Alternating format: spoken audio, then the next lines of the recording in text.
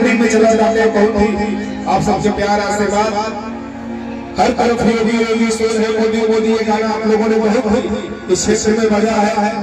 और वो भी माननीय हमारे पूर्व विधायक जी श्री राघवेंद्र सिंह जी, हमारे हिंदू सम्राट, और उनके सानिध्य में मैं कई कार्यक्रम इधर करता हूँ।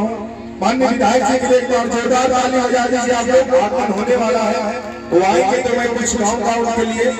अभी भजनों की तरफ चलते हैं भैया, और थोड़ा लगा चला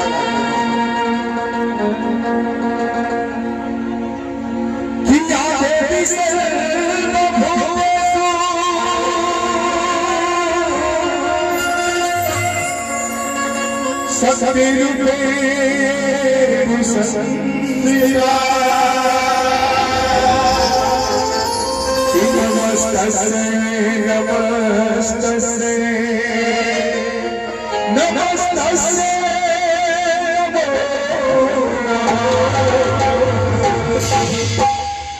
इधर बात करते होंगे धर्मराज भैया याद रखो, लाइन याद आ गई। शुरुआत सोचने चलिए यही लाइन से अधि ऐसन मनोहर मंगल मूरत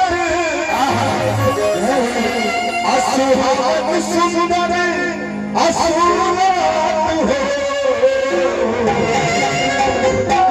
अधि ऐसन मनोहर मंगल मूरत असुहाग सुंदर असुरात हो। दिवचर्या में जाएगा कि भाषा जाएगी, दिवचर्या में जाएगी कि राजा जी का बेटा